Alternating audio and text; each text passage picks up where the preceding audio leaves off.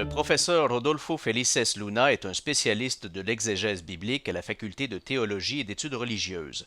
Il a entrepris de revisiter le mythe de l'Apocalypse tel que véhiculé depuis des millénaires. Il constate que la crainte persistante de la fin des temps est vieille comme le monde. Parmi les premiers documents de l'humanité écrits sur des tablettes en cunéiforme, du 2e au 3e millénaire avant Jésus-Christ, on a des textes comme le poème de Atrahasis ou l'épopée de Gilgamesh qui mettent en scène un déluge. Les dieux sont déjà tannés du vacarme que mène l'humanité et décident d'enrayer l'humanité et donc suscite un déluge. Mais un des dieux, le dieu Enki, avertit son protégé Atrahasis, le très sage, qui lui réussit à construire une embarcation et à sauver les siens. Donc, une préfiguration de ce que deviendra Noé. Au début de l'ère chrétienne, vers l'an 92 après Jésus-Christ, l'évangéliste Jean écrit le livre de l'Apocalypse. Ce récit décrit des fléaux tels la famine et la guerre afin d'illustrer la persécution subie par les chrétiens de l'époque.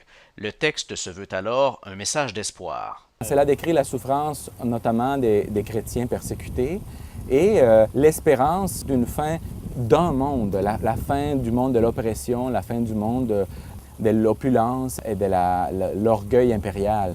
Donc oui, il y a une fin d'époque, l'attente, l'espérance de nouveaux mondes qui viendraient. L'Apocalypse se termine en fait par une nouvelle création, d'où la mort, la souffrance, la guerre sont bannis. Alors, ça dépend comment on regarde le livre. C'est un livre, dans le fond, qui se voulait un livre de lumière pour un âge de ténèbres. Mais avec ces sombres passages, l'Apocalypse de Jean sera réinterprété jusqu'au 20e siècle comme l'annonce d'une catastrophe inéluctable. Cette mise en scène a épeuré beaucoup de personnes au cours des siècles d'histoire de transmission du livre, de sorte que le mot apocalypse même est chargé de sens négatif et il veut dire aujourd'hui destruction. Hollywood a produit beaucoup de films depuis Les Quatre Cavaliers de l'Apocalypse en 1921. Donc une pléthore de films qui mettent en scène la fin du monde ou qui évoquent l'idée de destruction du monde, et avec même des noms tirés du mot apocalypse.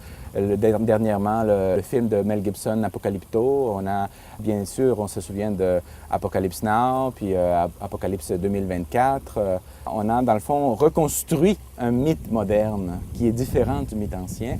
Et on pourrait schématiser à travers tous ces films-là le mythe de la façon suivante.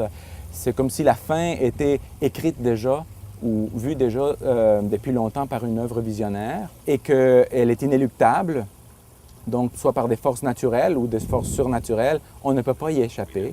Mais ça met en scène aussi des personnes qui réussissent à se tirer d'affaire. C'est un autre mythe complètement différent que celui de l'Antiquité.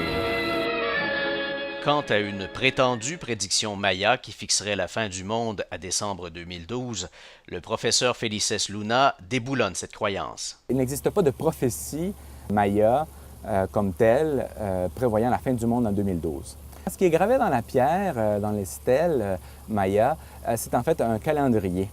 On a des cycles de 5125 ans. Donc, le cycle auquel appartient la civilisation Maya, qui a commencé en 3113 avant Jésus-Christ, se termine en 2012. Alors qu'en Occident, certains semblent à l'affût de quelconque signe de la fin du monde, dans les pays émergents, l'Apocalypse n'est pas synonyme d'une fatalité annoncée. Au contraire, le texte de Jean retrouve son essence et demeure un message d'espoir. Si vous êtes né dans un bidonville, vous n'avez pas l'eau potable, pas d'accès à l'éducation, et donc à ce moment-là, le récit de l'Apocalypse devient un peu une promesse de bouleversement de cet ordre injuste dans lequel les plus forts écrasent les plus faibles. Cette lecture de l'Apocalypse comme étant l'espérance de libération des opprimés par le Dieu qui se soucie des miséreux, cette lecture-là est très vivante, pas au Québec, mais là où effectivement les conditions de vie sont difficiles.